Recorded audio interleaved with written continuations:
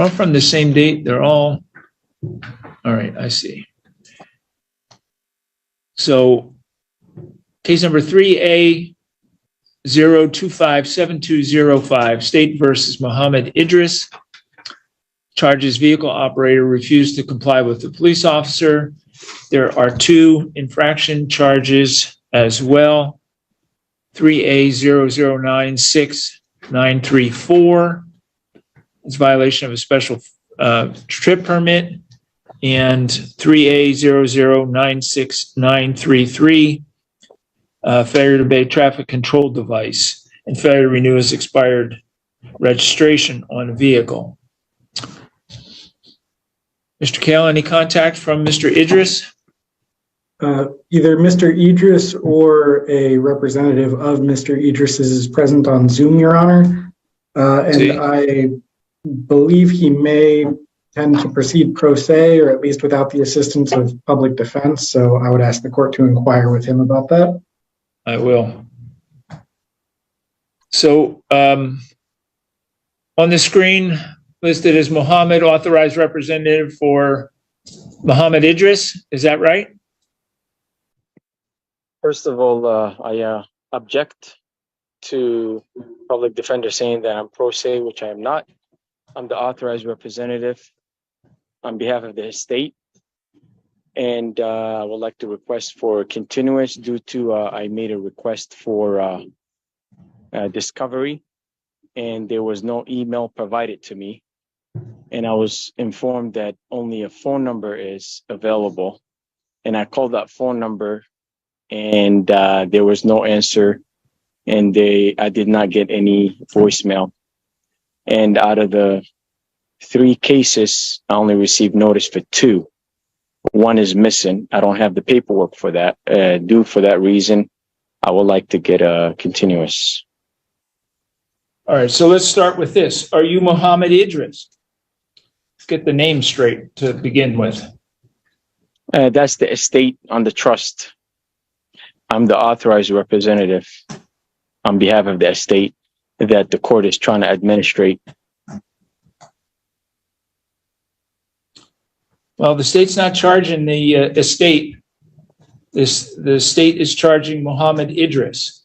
So that's who we need to address. Is that you, is my question.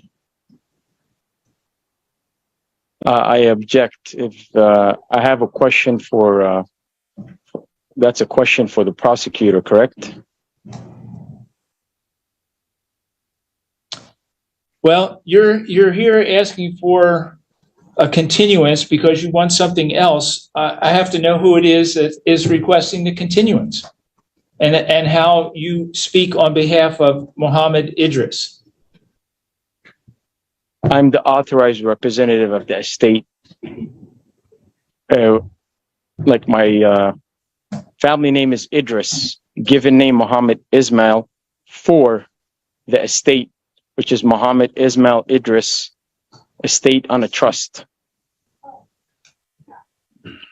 All right. As I say, the estate is not being charged with a criminal offense. Muhammad Ismail Idris is being charged with criminal offenses.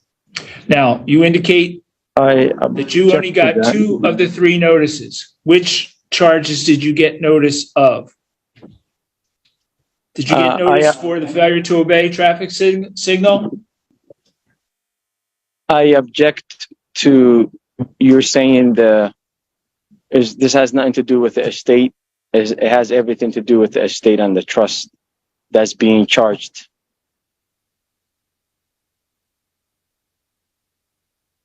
Well, not to be argumentative, Mr. Idris, but the estate wasn't driving the vehicle. I suspect the city is, or the state will try to prove that Muhammad Idris was driving the vehicle. That's their job in this case. I object. That's a hearsay.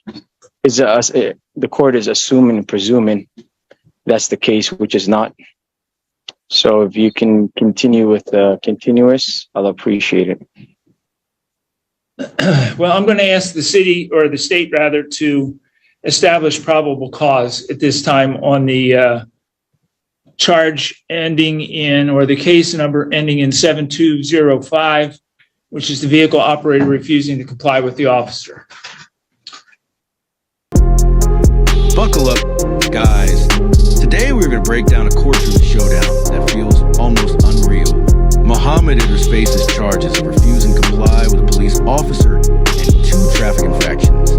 But when the judge calls his name, someone else answers, claiming to be the authorized representative of an estate and trust, refusing to confirm his own identity. The judge pushes for a straight answer. Tension rises fast, and endless objections begin flying before the hearing has even properly started. This is where it all begins. You've already been sworn, Ms. Mann, so we'll go ahead. For the charge of refusal to give information, on May 11th, 2023, Officer Kelsler responded to a request for assistance from Officer Turner, who had performed a traffic stop on a commercial motor vehicle that was traveling in a left lane prohibited for CMVs southbound I-5 at milepost 96. The driver was later ID'd by his DOL photo on file as Mohammed Ismail Idris, and I object. both officers within the ID despite multiple. Mr. Idris, hold on, Ms. Mann. Mr. Idris, please, let her finish. Okay. Let her finish.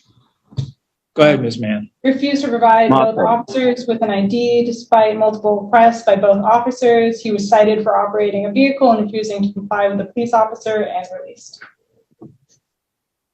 He was also charged with the infractions at that time? Yes, Your Honor. And I have a probable cause for the special fuel trip permits violation as well, if you'd like.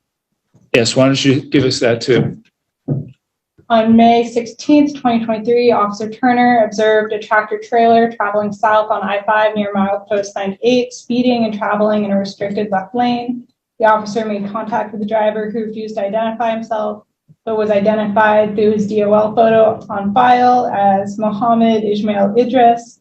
While looking up his inspection history, it was revealed that the registration on the power unit had expired several months earlier and was revoked by the Washington State Department of Licensing. He was cited and released. Is it my turn to speak? All right, Mr. Idris, it's now your turn. Go ahead. I object. I requested for continuous, and I was not informed if it was denied or granted. And I do not consent to being for the court to move forward. If you guys decide to move forward, I prefer physically present instead of a Zoom call. If you guys decide to continue. And what's the basis of your objection again? Why you want a continuance? The reason I need the continuance is out of the 3 cases, the case number, I only got 2 notices, not the 3rd one. One is missing. And also I requested for discovery to the clerk of the court. And they said, I have to get hold of the prosecutor office. And I got hold of the prosecutor office. There's no email for me to request for the discovery. The only way is a phone number. When I called the phone number, nobody answered. So how can you guys continue without, I don't even have any discovery. So I don't know what's up against me. I don't have the details of the discovery. Well, you've heard what's against you. Ms. Mann just repeated what she believes the state will be able to prove in this case. The prosecution lays out probable cause against Idris. An officer testifies that during a traffic stop on I-5, the driver repeatedly refused to identify himself despite requests from 2 officers, and was later cited again for driving with expired registration and violating a special fuel permit. Idris interrupts constantly, shouting objections and calling the testimony hearsay. He then pivots to demanding continuance, claiming he never received proper discovery documents and that a prosecutor's phone line went unanswered when he tried to call. There's not a proper notice. Mr. Idris, hold on. It may be that the 2 infraction numbers appeared on the same document, case ending in 933 and case ending in 934, since they're both infractions. And then the second one would end in 205, which is a criminal charge. So that's a possibility. But based on your request to have this set over, we will set out the arraignment and you may appear in person. There's nothing stopping you from appearing in person. Physically present.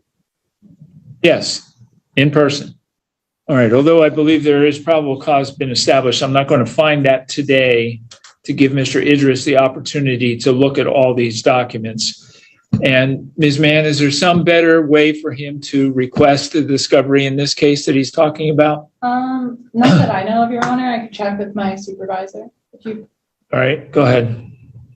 In the meantime, while we're looking for that information, Mr. Idris, I want to confirm a mailing address for you or for your estate. Let me check for a moment. I object. I'm not a Mr. Pardon me? I say I object. I want to make a correction. You called me Mr. I'm not a Mr. Mr. is a title.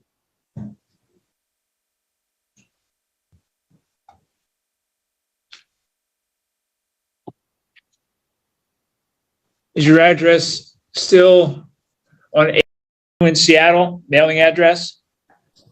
I don't have an address. I have a location, a private location I can only receive for mail-in purposes only, for notices. Is that a P.O. box in Tukwila? That ends with I'm seeing a P.O. box stated in Tukwila, Washington. There's a dash at the end, 9998. There's 999 and 8. Those 4 digits is very important to put it on there. So 8-888-9. No. I messed those last 4 up. What? What's next? Like I said, I don't have an address. I have a private location where I can receive for mail-in purposes only. And the only thing I will indicate is the last 4 digit after the end of the location, which ends 9998. Is that a street address or a mailbox? Post office box. That's my mail-in location where I can receive notices only. We can't address notice to you at 9998. I need more than that. What happens, Mr. Idris, is if you don't respond to this, there's going to be a warrant issued for your arrest. We have to give you notice first. That's what we're trying to get established here. I object. Notices can be sent to me through my private email as Are you well. going to give us that private email? The court has it on file. Your Honor, good afternoon. This is DPA Tom Farrow. Before we proceed beyond this case, I'd like to address the court. All right. I'm trying to get a mailing address here. Mr. Idris, we have 2 addresses from the Department of Licensing. One is on Avenue in Seattle, and the other is a P.O. box in Tukwila. If you're not willing to provide us with your email address, we're going to just send notice to those 2 addresses. Here the courtroom descends into confusion as the judge tries to confirm Idris's mailing address instead of a normal address. Idris insists he only has a private location for receiving notices, refusing to give a full address and fixating strangely on the last 4 digits, 9998. The judge warns that without proper contact information, a warrant could be issued for his arrest. Idris objects to being called Mr., insisting on being addressed only by his family name, deepening the standoff over his very identity. I object. Again, I'm going to make a correction. I'm not a Mr., which is a title. If you can call me with my proper name, which is a family name and a given name, I'll appreciate that. Yes, Mohammed Idris. We're going to send notice to those two addresses that we have, You meant to say unless you give us my something different. family. You meant to say my family name, which is Idris.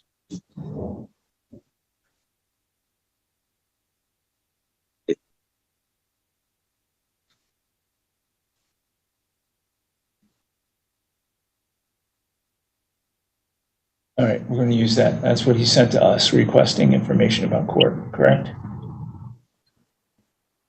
All right, looks like we do have an email address for you when you Your Honor, requested. Just before we go on. All right, Mr. Farrow, let's hear from you. Thank you, Your Honor. I was listening on the YouTube. I wanted to address the court just to highlight the fact that Mr. Idris was given the constitutionally required notice at the scene on at least two of these cause numbers. There are citations in the record. Those were handed to him, and he was advised of the upcoming court date. That's kind of my first point. So I think if the court wants to continue, I don't know when he was first scheduled for arraignment, but it looks like this has been going on for a little bit. If the court wants to continue on those two matters, I'm happy to. I mean, it says here, it's checked the box for the ticket was served on the violator. I'm happy. I guess I could send something to one of these email addresses, but I would also urge the court to note that if you look on Jabs, we've tried sending mail to Mr. Idris. It is not, or it's been returned. Finally, Your Honor, and I'm not trying to be silly about this, but I've sort of heard these arguments before in court, and I think I know where we're going with this. The state's not satisfied legally that the defendant in this case has appeared today. I think he's claiming to be some sort of representative for some sort of estate or trust or other nonsense. But based on Mr. Idris's failure to appear today, the state would request the court to issue a warrant in the amount of $10,000. Thank you, Your Honor. I object. Everything he said is a hearsay, assumption, presumption, and tacit agreement. It has nothing to do with the facts. He's not telling the truth, the whole truth, and nothing but the truth. And he was supposed to take a stand and write an affidavit. He's not doing any of that. He's just waiting for my silence, acquiescence. So I object to everything that he said. All right, I understand that. Muhammad Idris, he makes a good point. If you're going to argue that you are a representative for Mr. Idris, Mr. Idris hasn't made a full appearance in court yet today, and therefore that would lead to the potential issuance of a bench warrant for your arrest for not showing up. So can we resolve that question at least, that Muhammad Idris has appeared for arraignment today? I object. Again, it's what you're saying. Everybody in the court is saying is assumptions, presumptions, tacit agreement is a hearsay. You cannot use a hearsay or assumption and presumption in court. It's wrong information, and I object to all of that. And I am not a representative. Like I said I am authorized representative or an agent or an executor of the estate on behalf of the estate and trust. And as I've indicated, the estate was not driving this commercial vehicle at the time these citations were issued. So I'm not going to accept that. I'm not going to carry this on further, Mr. Idris. Do you have a power of attorney for this matter to continue? Do Where's your power of attorney? Or the court? Or yourself? Mr. Idris, I'm going to find the following. If you'll listen, I'm sorry, Muhammad Idris, if you'll listen, here's what I'm going to do. I object. I understand. Your objections have been noted. You're saying Tension peaks as Deputy Prosecutor Tom Farrow addresses the court, arguing Idris was legally notified at the scene and requesting a $10,000 warrant for his arrest, insisting a man claiming to be a representative has no standing to speak. Idris fires back that everything said is hearsay and assumption. The judge ultimately finds probable cause on the charges, enters a not guilty plea on Idris's behalf, and sets a pre-trial hearing, narrowly avoiding the warrant that hung over the entire exchange. Probable cause today for the charges. I'm finding that Mohammed Idris did appear today, even though he argued and objected that he was appearing on behalf of an estate or a trust. I'm going to enter a plea of not guilty to these charges, and I'm going to set a pretrial hearing in this matter. Now, Mr. Idris, or Mohammed Idris, sorry, you may contact the prosecutor's office by writing. You have an email address that we have for you. We're going to send notice to the two addresses that Department of Licensing has and the email address that you used when you contacted the court of when your next court date is going to be. Mr. Farrow and Ms. Mann, I'll ask you to look for any contact from Mohammed Idris so that the discovery that he is requesting can be provided to him for his next court date. All right. We're going to set a pretrial conference for August 23rd at 2:30. I'm sorry, at 2 o'clock in the afternoon in this courtroom. I object. If I prefer to be there physically present. Come to court. You can do that. You do not have to be on Zoom. People come to court and have been here in court today. That's why I asked for continuance. Why are you refusing my continuance? There is no proper notices. It's all based upon assumption and presumption in a hearsay. You were given notice at the scene, as Mr. Farrow talked about on the infractions, and you were mailed notice. That was not correct. Was he there? I was not given at the scene. He was not there. How can you accept his testimony? That's not, there's no affidavit, there's no witnesses. Okay. Mohammed Idris, I'm not going to argue with you. I'm not going to argue with you about this. I can accept the sworn testimony of the officer who testified that he, in his citation, that he presented those documents to you on the scene of the stop. So if you want to continue to raise those arguments when you come back to court on the 23rd, that's fine. You can do that at that time. But we're not going to entertain any further arguments on that matter today. I object. I understand. And that's noted in the court record. Your Honor, I hate to be a pain, but again, I know where this case is headed. I have to object on the record that the person who claims to be some part of a state or whatever does not appear to be a licensed attorney and is thus not authorized to make objections on the record on behalf of any other party. If Mr. Idris would like to proceed pro se, I would ask that the court read or go through the pro se colloquy with him, but otherwise I would ask that his objections not be noted. And I would renew my request for a warrant. Thank you. I object Thank again. you, Mr. Farrow. I object again. What he said is not the facts. He's assuming. Are you an attorney, Mohammed Idris? Are you an attorney? You licensed attorney in the state of Washington? You haven't answered my question when I asked you, does the court have a power of attorney against this case? And all three of you guys refused to answer. And the prosecutor I don't know what that is. I don't know what it is that you're asking. You don't know what power of attorney is? You have to have a It's got power of nothing to attorney do with the continue. criminal case. It's a civil, it's not criminal. Is it not? No, these are criminal charges. At least one of them is. Who's the executor of the estate? on this Mr. case? Idris, you're missing the point. You're setting yourself up for more trouble. As Mr. Farrow points out,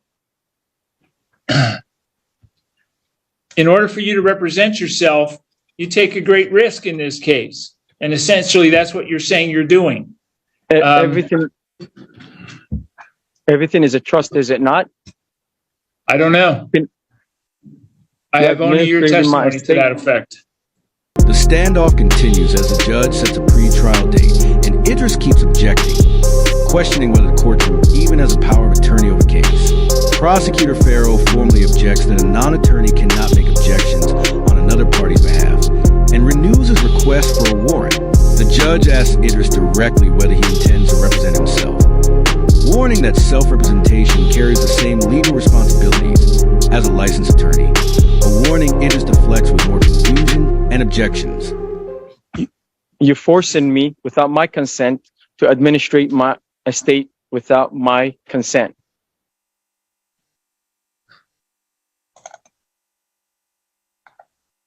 So I object to that gentleman. I want to get his name. Is he the prosecutor for this case? What's his name? Yes, Tom Farrow. Can you see his name on the screen? Tom Farrow. Is he the prosecutor for this case? I'm going to assume so. He's here talking about it. And I'm going to need the discovery from him.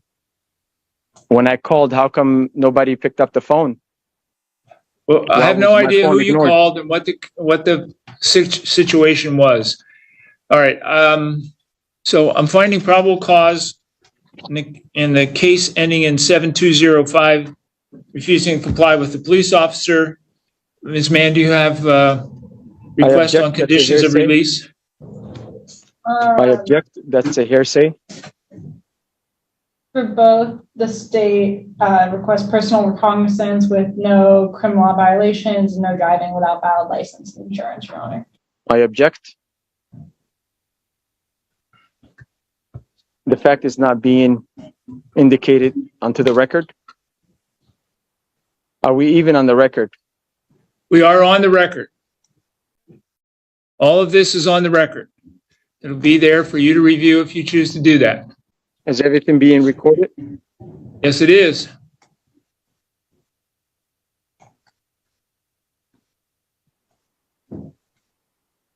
Your Honor, the final thing I'll note for the record is even if this individual does reach out to the prosecutor's office, I'm not authorized to talk to a representative who's not an attorney, nor am I allowed to speak about a case with an individual who may or may not be represented and who certainly hasn't indicated that he intends to proceed pro se today. So I'm just at a bit of a loss. I object. Understand that? I'm not the Mohammed decedent. Idris, you're attempting to create a roadblock that there Is he seems to be saying no I'm way the around. decedent? Mr. Farrow Is he makes a saying- good point. Is he saying I'm the decedent? Is that what he's saying? Does he have No. a proof that I'm the Are decedent you, of the estate? Mr. Mohammed Idris, are you representing yourself today in this case? Are you going to represent yourself on August 23rd when you come back to court? It's impossible to represent myself, is it not? No, it is possible. It's not necessarily a wise choice to represent yourself, but it's possible. Do you Where's understand my- that you are, if you represent yourself, you are held to the same standards that an attorney is held to in terms of understanding the law and procedures of court if you choose to represent yourself? I object again. Is the court using my bond? Where's the appearance bond and the bid bond? I do not understand. I do not comprehend, and I wish not to proceed. Under those circumstances, Where is my bond? Mohammed Idris, you should contact an attorney to give you some advice as to how to proceed in this matter. I object. Where is my bond? I need my bond back. I need my bid bond. Or I'll write one and overnight it. Where is my bid bond? And who is the highest bidder of the case?